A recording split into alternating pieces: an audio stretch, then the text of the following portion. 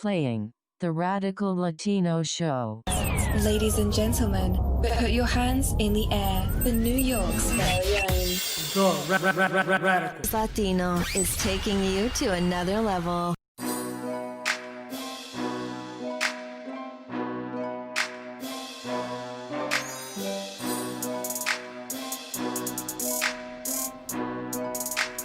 Beats by Ned. Yo!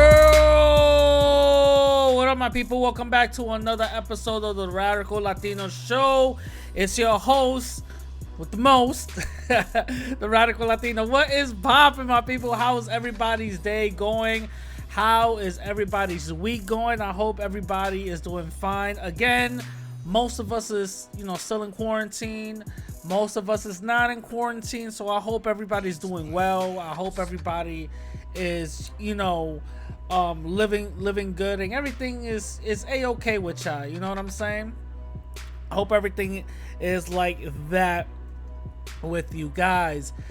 Now, this right here is episode 104. Jeez, 104. So I got a lot to talk about. First of all, before I get into it, I want how I like to give you guys some updates. My last episode was crazy controversial, extremely controversial, and because the way I believed and the way I went about it. Now, before I go and read the comments and all that, for that, but I want to say is, if with that episode, if you disagree with me, that's cool. If you have a different opinion, that's cool. Because that episode was so controversial, I ended up having a live discussion on it, and people joined in, and I ended up changing my mind on certain points. And I can admit when I was out of pocket, I was wrong. I can admit that, and I was definitely wrong in that situation by, saying the certain things that I said and talking about how, you gotta pick one or whatever the case is, because in certain instances, I definitely believe that. Certain instances I don't.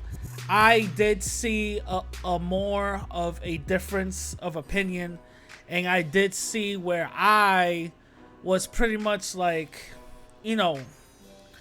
hard-headed when it came to stuff like that. You know what I'm saying?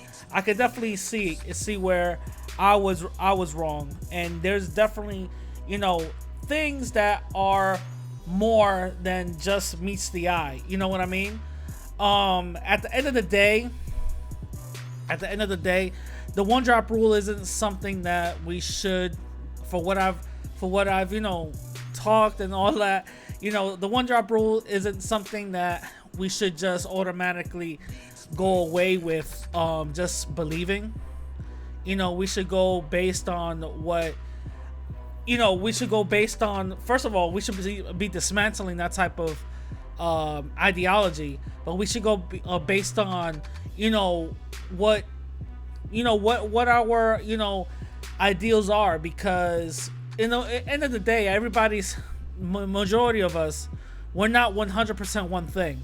You know what I'm saying? So if it sounds like I'm tap dancing, I'm not. If it sounds like I'm splaining, I'm not.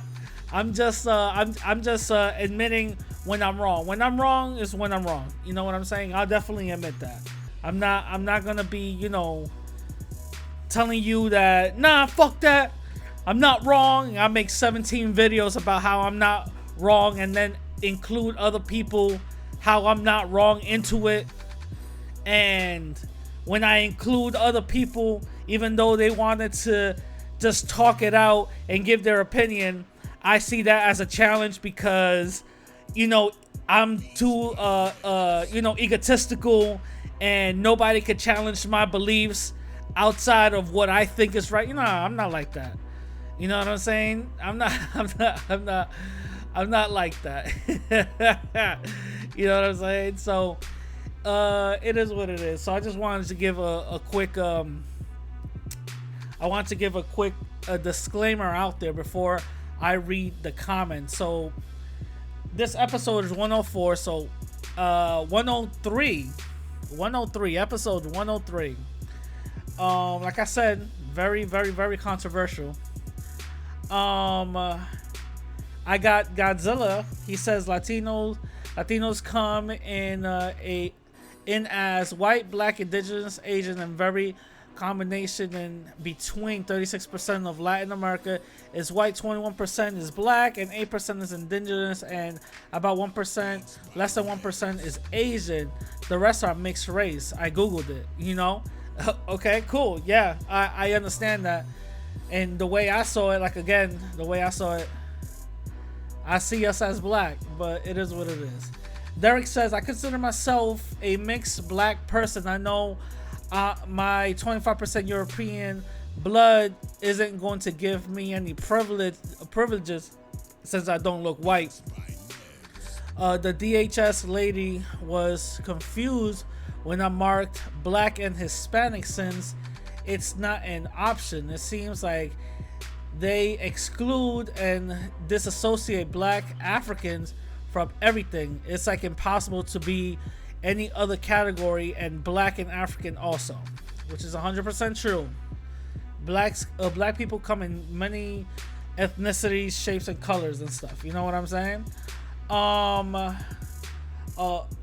Wendeley Bell says, I can't wait for the debate. I love debates. I enjoy Tariq's debates and Phil from the Advice, so the African Diaspora News. And I would like to see Tariq go against Anthony Brian Logan, who I don't know who that is. I know who Tariq is, but I don't know who Anthony Brian Logan is. Who is this black Republican conservative who believes that white supremacy does not exist? Yeah, see, with those, you know, with those coons, because we got them in the Latin community. With those type of coons, I'm not even wasting my time. You tell me white supremacy doesn't exist? All right, whatever. Even though I see it almost every day. Yeah, okay, whatever. You know what I'm saying? Like, I just pay no mind to it. Rico says there's nothing called being mixed, which I also agree. There's a that's a new term. Before slavery, the entire world proved their race, you know, blah blah blah, which is 100% true. You know, the thing is, since we, you know, I always said, you know, gotta pick one at least, but since, you know, I got a new, you know, awakening, I'm gonna say there is mix.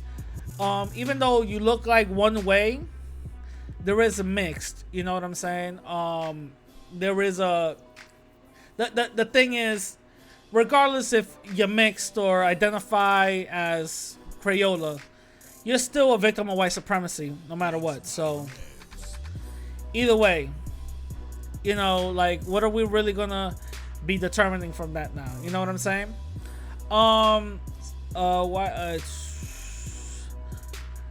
So what says, why do you always sound like you're eating burgers and shit? Now, for some reason, I don't know, whenever I get on the mic, sometimes I get water. I have water next to me. Sometimes I got other like soda, or I like ginger ale a lot, by the way. I got stuff like that, so I take little breaks and I drink, and for some reason I always start burping and stuff. I don't know why, so I cut all of those things out. That's why I like to edit a lot. I cut all those things out, you know what I'm saying? Anyway, so those were all the comments. If you wanted to have your comments read, go to the YouTube episode, go to YouTube under this episode, write your comments down. So I started doing something new on my YouTube. I started to do something new where I have my little cartoon character of myself animated as I talk.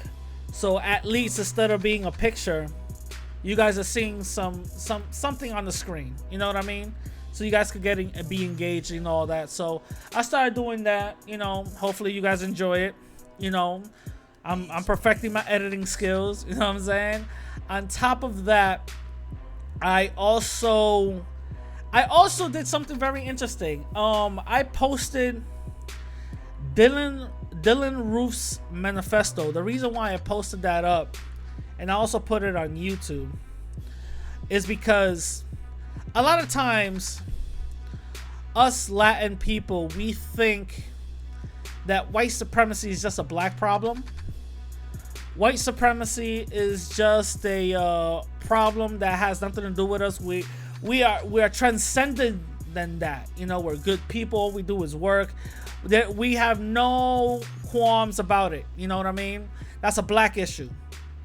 When in reality, it's a non-white issue, because Dylan Roof, the one who went into the black church and started shooting up black people, he wrote a manifesto, and he included everybody that he disliked, even Latin people. Would you look at that? Wow. So he put down Latin people, and he said something very interesting. He said Latin people, they basically praise whiteness, and which is 100% true. I've always been saying that. The reason why Latin people praise whiteness is because we're victims of white supremacy. We've been victimized and controlled so much with our images of Jesus, with our images in the media, with Latin media, always seeing white people in powerful or good spaces in novelas and all that, and the dark people and black people as fucked up and all that. So subconsciously we do praise whiteness due to our own detriment, and he's not wrong with that.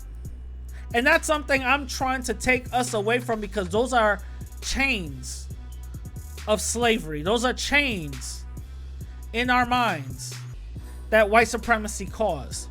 All victims of white supremacy have this condition that whiteness is seemed or is praised or is basically upheld at a certain standard. You know what I'm saying? Like it or not, it's 100% true. It is what it is. It's 100% true. So that's what I've seen and I've found. But he also said something very interesting, because he said in that manifesto, there's a lot of white blood. There's a lot of white blood worth preserving in Latin America. A lot of white blood worth preserving. The thing is, they are still our enemies. Very powerful, very interesting too. There's a lot of white blood worth serving, but yet they're still our enemies. What does that say? What does that tell you? This is what a real white supremacist thinks. And this is exactly what most white folks think and see other non-white people. I'm not saying that all white people see non-white people as enemies. I'm not saying that. But they do see the difference. They do see the differential. They say, okay, you might look white, you might pass as white because I give you the pass, but you're different than me. You are not white. You know what I'm saying? So that was very interesting. He said they are still our enemies. And I said that in one of Antonio Batista's videos I came out with. And I don't know. I haven't gotten a response yet. But I put that into the video. Let's see what he says when he sees it. You know what I'm saying? But anyway, enough talk about a certain mental patient. Enough talk. Let's go into the first topic. Kim Kardashian, Kim K, wants to release C Murder. Whoa, holy shit. Now, I saw this on Twitter. Everybody was going crazy. Everybody was saying, oh man, see murder, this and this and this, and all that, right? And the thing is, if you really look at, why C Murder is, because I really don't know who C Murder is, to be completely honest with you. But apparently he was involved in shooting or killing somebody that he didn't kill.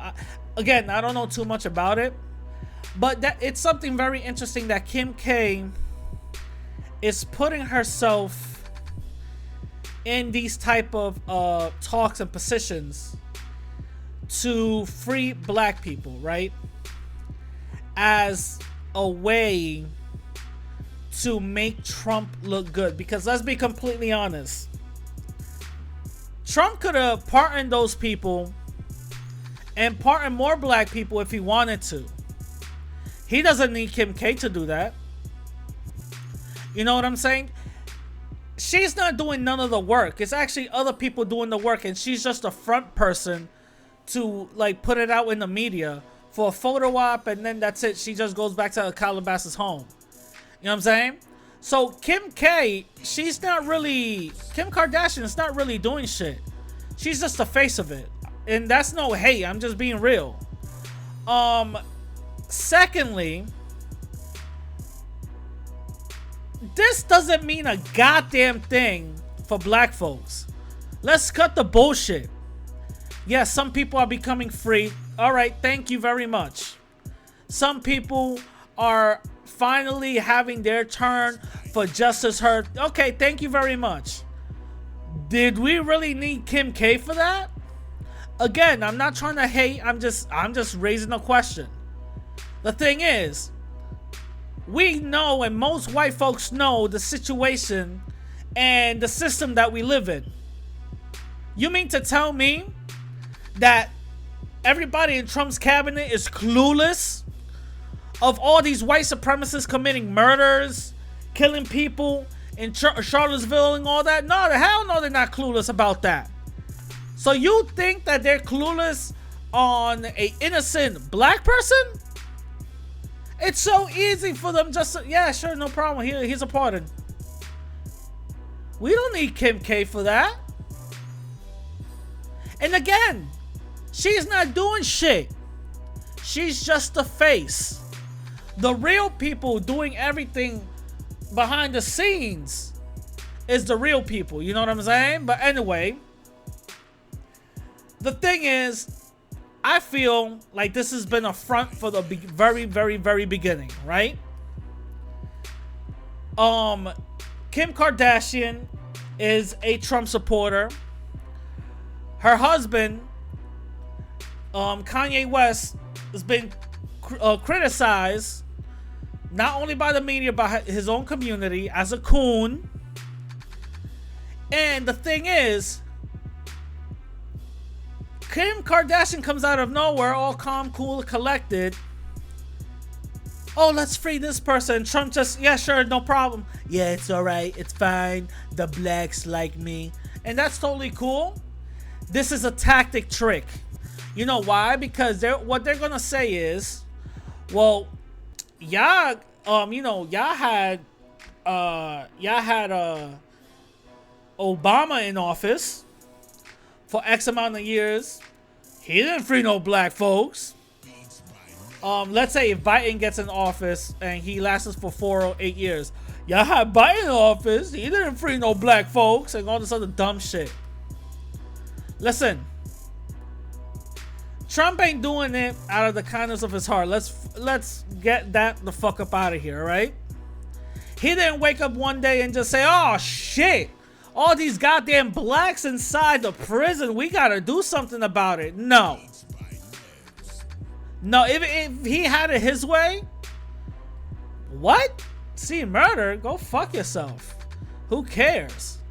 You know, there's thousands and thousands and thousands of black people who are incarcerated unjustly, and on top of that, there's a bunch of freedom fighters incarcerated unjustly. Most of the Black Panthers are incarcerated unjustly.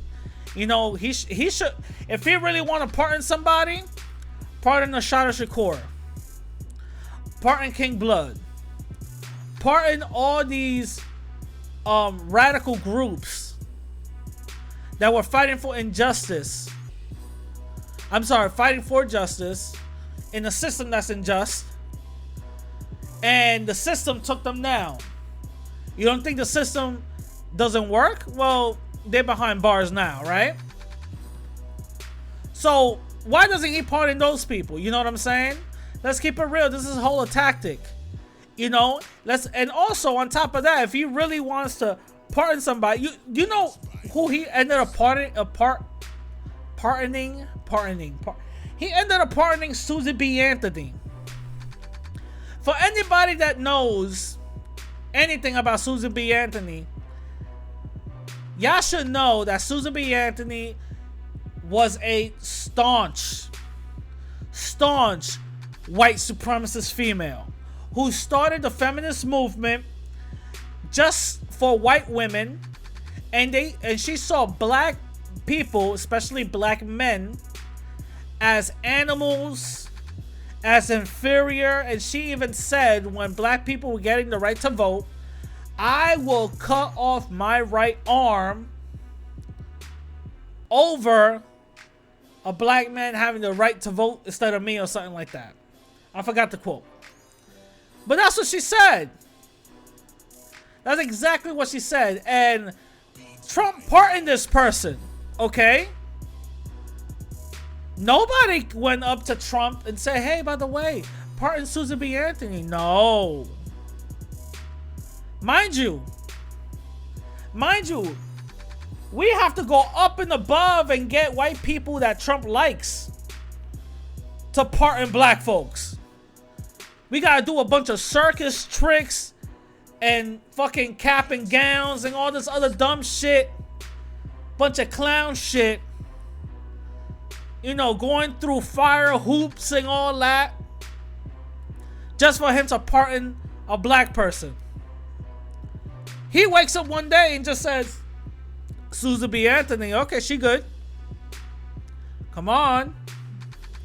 That shit don't make no sense. So, miss me with that whole, you know, Trump ain't racist shit. You know what I'm saying? Miss me with all that. You know what I'm saying? Because, to be completely honest, you know, I will also, you know who I would pardon? Julian Assange. That's who I would pardon. I would pardon Julian Assange. You know why? Because that white man right there, first of all, there's a few white allies that do good, and you know, regardless of what, you know, might happen to them personally, they do good. Like Edward Snowden, that's a white ally right there. You know, Julian Assange, the person of WikiLeaks, that's a white ally right there. Why don't you pardon Julian Assange? You know, he declassified a bunch of... He had a website that declassified a bunch of American secrets and a bunch of documents that basically put the mirror back in America, saying that you're not so clean. You know, in fact, to, you know, uphold, you know, righteousness and justice. Pardon that person.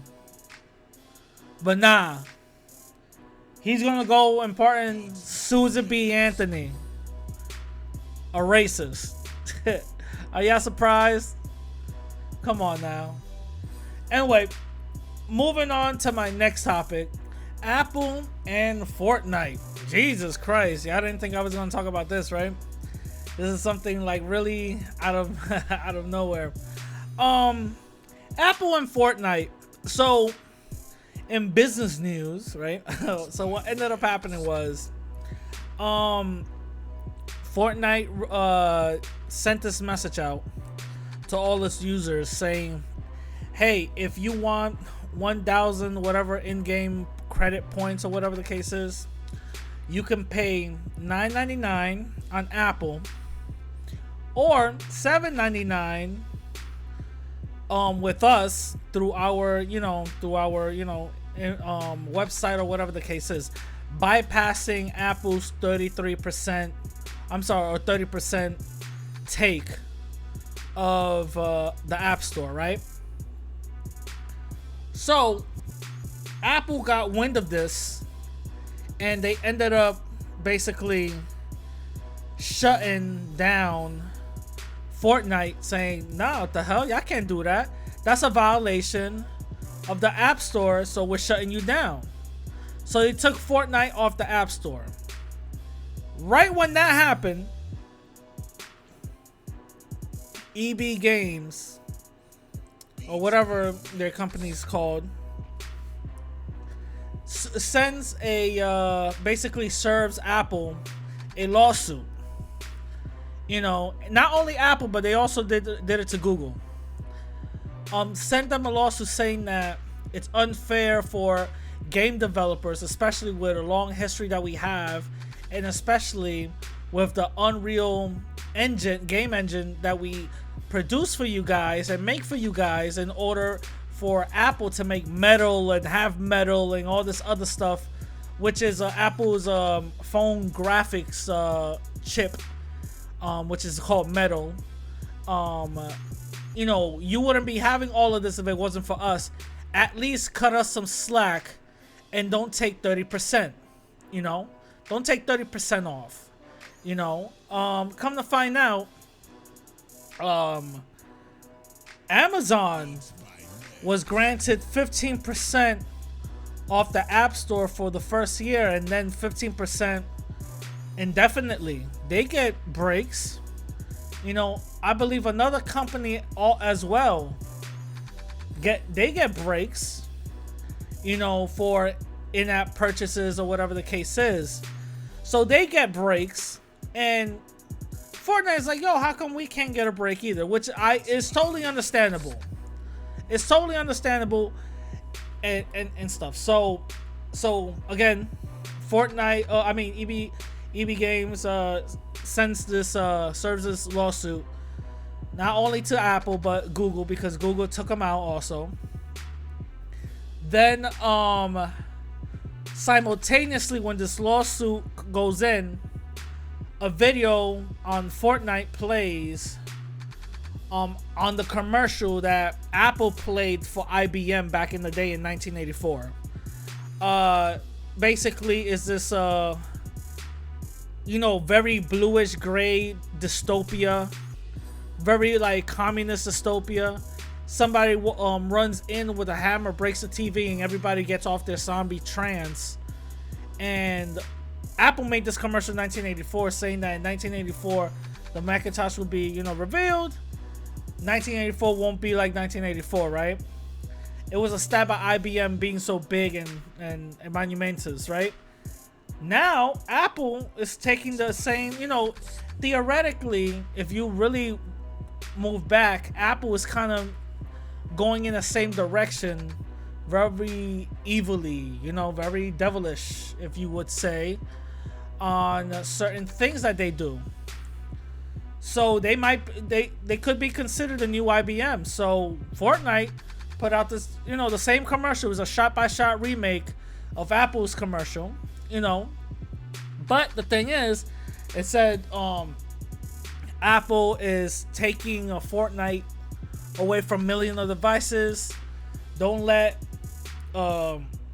Apple become 19, or don't let Fortnite become 1984 or something like that. Free Fortnite, right? So it was big news, big headlines. And Apple a couple of days ago sent out a statement saying that, well, we won't budge, and not only will we not let Fortnite go back into the App Store, but every other game developer that's with you, or every other game that you have, will also be taken out.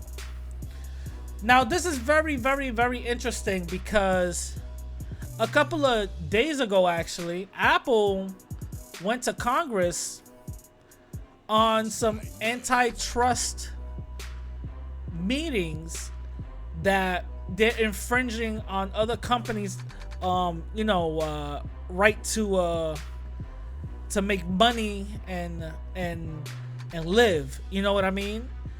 And the thing is, Apple right now is proving Congress right and all the naysayers, because if you are this massive company and you're literally stopping a developer from making money because of whatever cockamamie rule you made up, that's massive power right there that you really can't control. You know what I'm saying? That is massive power right there. That's insane. So because of that, because of all of that, you have some people saying, well, Apple is a tyrant. Other people are actually seeing Apple's point of view. I see both.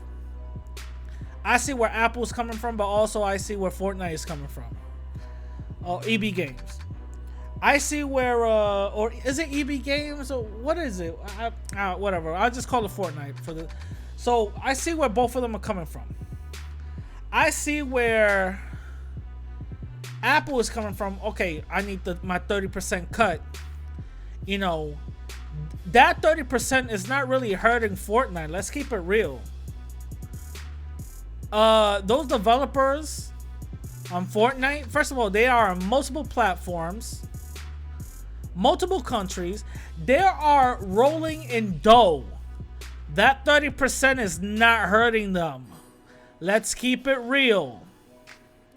Who's that 30% really hurting is that indie app developer with a team of maybe 5 who made their first app and now is becoming popular, and the app is free. On top of that, the app is free, and people are, they might have maybe 20 purchases of in-app purchases from that free app of whatever it is. That's not really gonna keep the lights on. That 30%, that hits hard for those indie app developers. We gotta understand that. And I see where Fortnite is coming from when it comes to that. Also, I see where Apple is coming from. Listen, we're big. Our users use more apps than anybody else. Our users pay for more apps than anyone else. Come fuck with us. So you kind of cause a monopoly, as you would say, to actually put yourself in a position where only people fuck with you.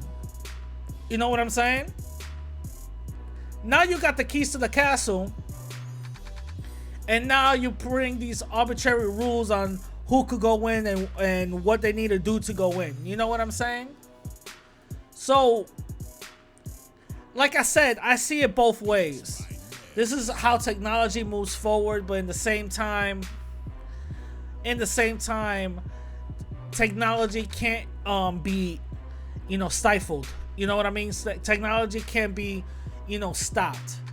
Technology can't be,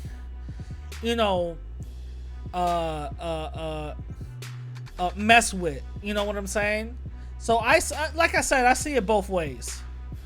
I think that this is just a big company like Fortnite. I think this is a big company. Basically, they might seem like they're rooting for the little guys, but let's keep it real. If Apple settles with them outside of court and Fortnite goes back to that app store and everything's good and they're silent, that means they probably reached a deal where they're probably getting 15 or 10, or Apple's getting 15 or 10% off of their shit. That still, it's not hurting Fortnite. They're massive and they're huge. That is not hurting them. Trust me, that's not. You know what I'm saying? So they could miss me with all that, philanthropy shit. You know what I'm saying? Now, moving on to my main topic. The Zoot riots. Now, what are the Zoot riots, Radical? It was a riot in Los Angeles that not only involved Latin people, but it also involved black people as well. And it's an incident and a situation that happened in the 40s in Los Angeles to mainly Latin people. And again, these are incidences and proof that white supremacy affects Latin people, and this is my goddamn 5th part. Alright? Mind you, this series is Dark History of America's War on Latin People. My 5th part. Y'all don't wanna, y'all don't wanna believe me. Oh my god, white supremacy doesn't affect. Alright. Even though I'm showing y'all, this is my 5th part showing y'all evidence. Okay. So let me let you guys know what the Zoot riots are. First of all, I'm gonna give you a small introduction of it. I'm gonna tell you what happened before and the aftermath of it. All right. First of all, in 1943, Los Angeles erupts in the Zoot riots, the worst race riots in the city to date. For 10 nights, white American soldiers cruised Mexican American neighborhoods in search of Zoot suitors. Now, right now, you guys might be thinking, Zoot suitors? What is that? I'm about to explain what Zoot suitors are, all right? So, around the 1940s in LA, had a high population of Latin people of Mexican origin. Around that time, discrimination of Latin people was not only legal, but self-policed and encouraged. Even though the majority of Latin people in LA at the time were classified as white, those benefits never allocated to real world benefits. We were still considered niggas. Let's be honest. I'm gonna keep it real. Anyway, so these anti-Latin propaganda rallying campaigns ramped up in 1942 with the Bracero program. Bracero means labor in Spanish, which allowed Latin people to move to the US as temporary workers.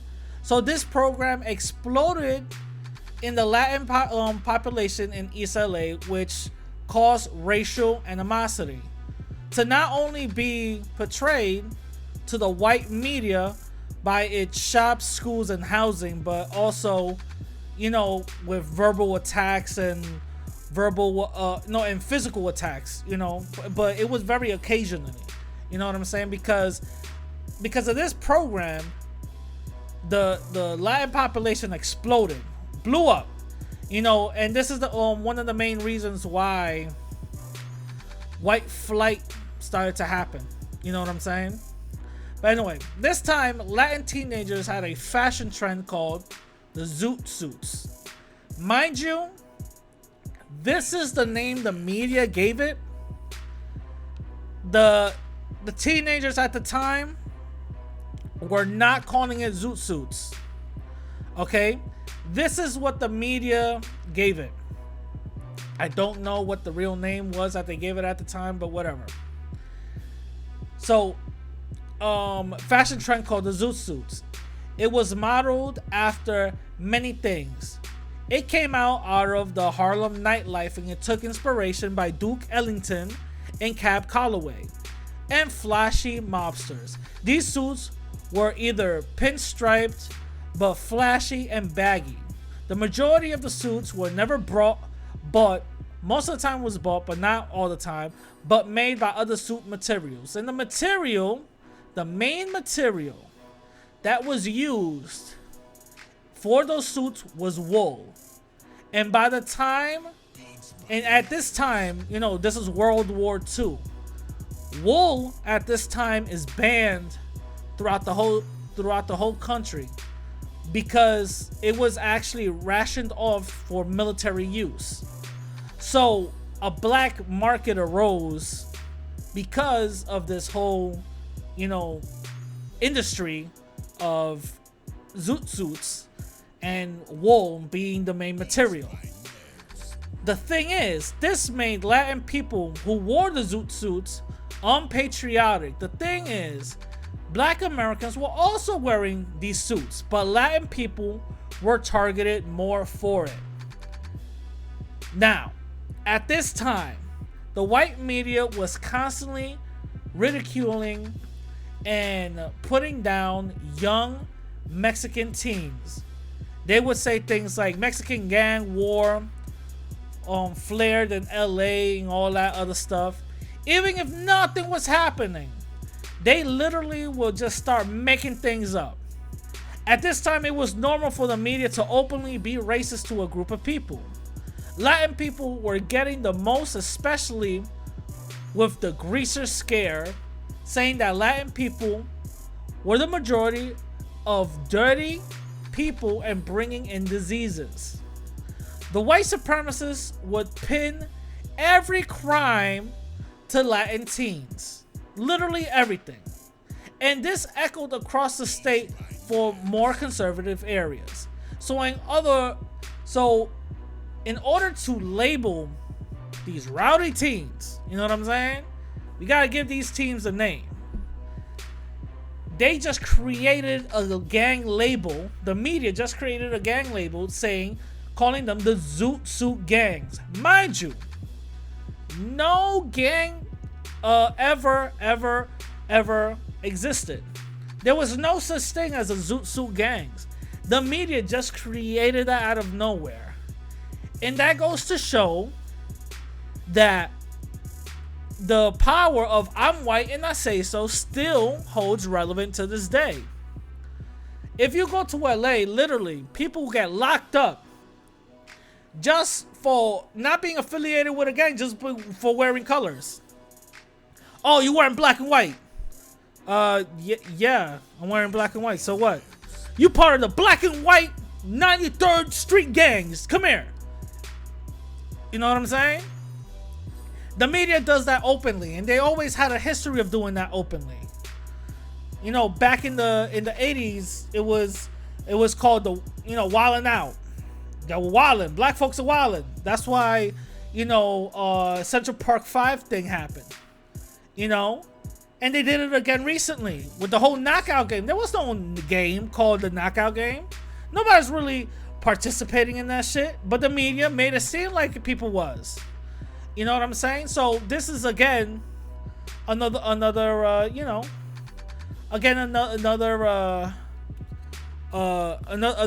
form of or example of what they were doing, right? So the media just made this whole gang up called the Zoot Suit gang, right? When in reality, no gang ever existed. It was an attire that was hip at the time that Latin teenagers was basically used. In August 1942, a few Latin people were involved in a fight near Sleepy Lagoon. The next morning, the body of Jose Diaz was found near the fight area. The media and police quickly blamed the Zoot Suit gangs without no evidence and started to target and round up hundreds of Latin people randomly, regardless of affiliation. In January 1943, 22 were eventually found guilty for murder, which was later considered a great miscarriage of justice. Does that sound familiar to you guys? Does that sound familiar? A crime happens. A certain group of individuals are automatically labeled and viewed as criminals. And then they say, well, it must be those people, regardless of affiliation, because we live in a system of white supremacy. They could come and violate our rights arrest us, and without no proof, 22 of us get convicted, for murder. Doesn't that sound familiar? Doesn't that sound familiar? So even at the time, they saw the verdict was extremely unfair. Some saw it the way the media portrayed it as, hey, we got a couple of thugs off the streets. When in reality, none of that was really true. There was no such thing as thugs or Zoot gangs or whatever. This is all created to demonize non-white people, to demonize Latin people. Again, fifth part of me showing you guys how white supremacy historically affects Latin people. But here we go. Let me continue. In 1943, a few soldiers claimed they were verbally taunted by a few Zoot Latin people.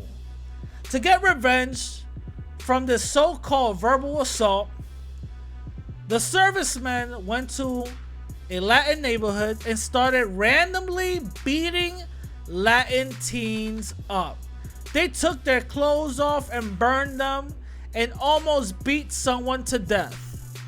This riot continued to the following days, and it even included black Americans getting targeted by these white men.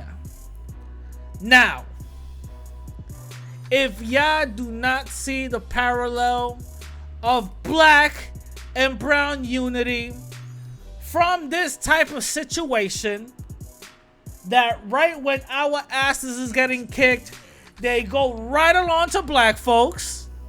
And when black folks' asses are getting kicked, they go right along to Latin people.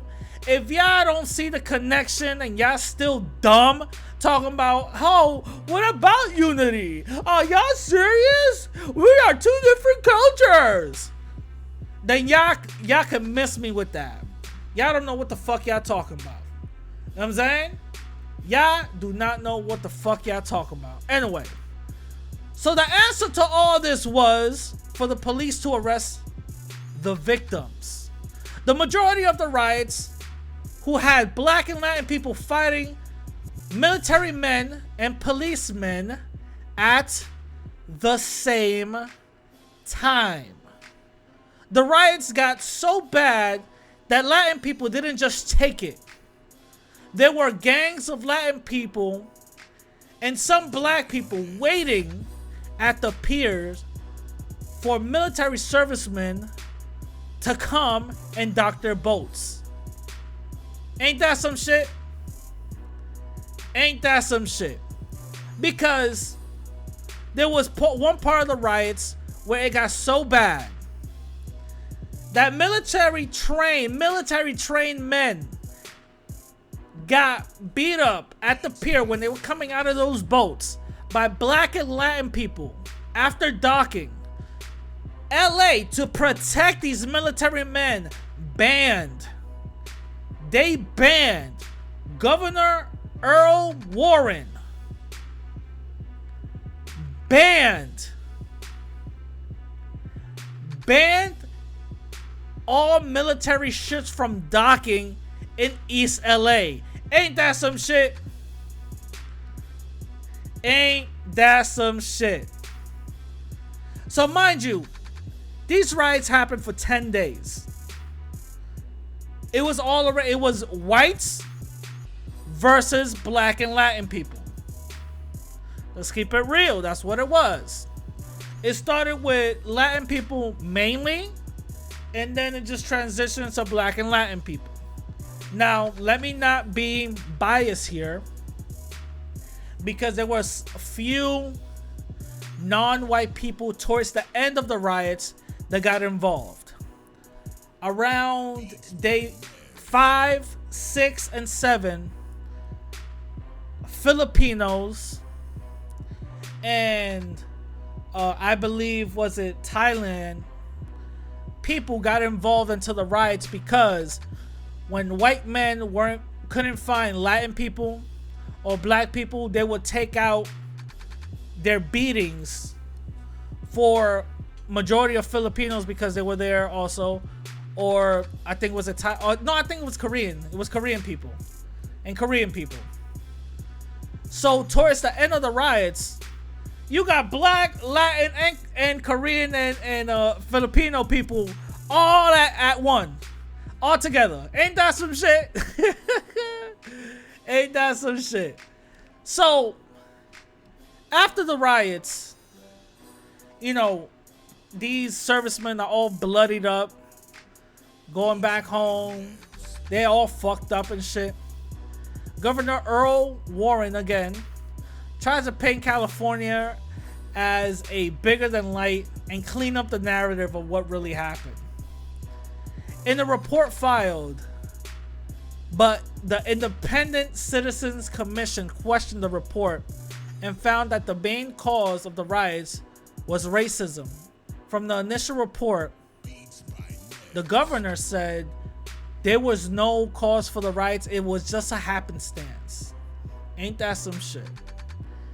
Ain't that some shit? But after an independent commission found that the cause was racism, naming the white supremacist media for flaming the anti-Latin propaganda with the help of government and the US military encouraging it to happen. This is when the report came out, and it shed a big light on racial injustice, right? Due to this, the one good thing that came out of the riots was that those 22 people who were convicted in 1943 for the Sleepy Lagoon murder were revisited and appealed. Their whole conviction was revisited and appealed in 1944. So days after the riots, in June 1943, basically a week right after, the First Lady, Eleanor Roosevelt, commented on the riots in her newspaper column. The question goes deeper than just suits. It is a racial protest. I have been worried for a long time about the Mexican racial situation. It is a problem with roots going a long way back. And we do not always face these problems as we should. So this is a white woman basically saying, listen, this is racism. This is what it is. And you know what the media's answer to that? Basically white supremacy, because this white woman's off code. She shouldn't be saying that. The LA Times published an editorial the next day expressing their outrage and accused Miss Roosevelt of having communist leading ties and stirring race discord. Oh shit! She's a little race baiting motherfucker, isn't she?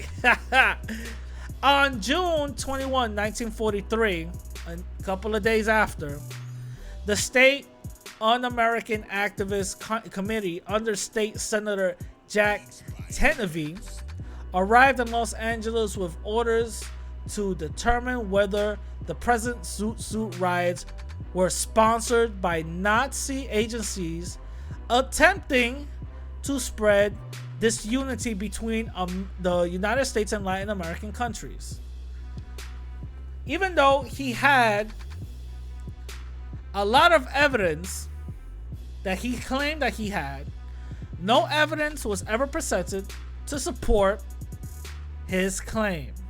At this time, the US government was ignoring the brutality of the US Marines towards the Mexicans. They wasn't saying shit. Many post-war civil rights activists and authors such as Luis Valdez, Ralph Edison, and Richard Wright have said that these riots of the Zoot riots actually inspired them. And something that you guys probably didn't know, Cesar Chavez and Malcolm X also wore these type of suits as young men early in the days. Isn't that some shit? Now, what should we learn out of this?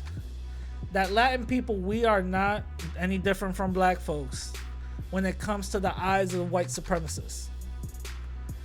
This is another example of white supremacy acting out and showing their ass.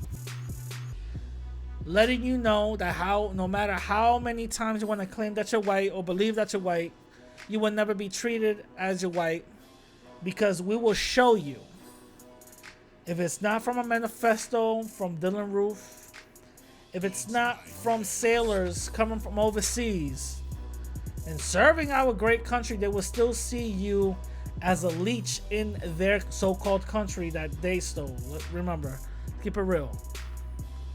This should be a testimony to all Latin people that we are no different whatsoever. Nothing good came out of this besides those 22 people whose murder conviction got reversed and appealed. That's basically it. And it really talks about America's deception, America's ideology, a pathology. That's what it really talks to. Because to actually admit that there's a race problem is to admit that there's a white problem. Not only a white problem, but a white supremacist problem. To admit that there's a white supremacist problem is to admit, be honest, and look deep within yourself in history to see that everything that you ever did, everything that you ever said, everything that you ever told was either a lie, was either not the truth, or was either something to make you, basically go ahead in life. That's America's pathology. America's pathology is unrighteous blood shed on a flag sprinkled with feathers and sparkles, but in reality it's ugly. In reality, it tells us that no matter how many times we don't call ourselves American, no matter how many times we try to vote, do the right thing, no matter how many times we think that we might get accepted by going to church, recycling, hey, I'm start, going and having more picnics. I'm reading books now.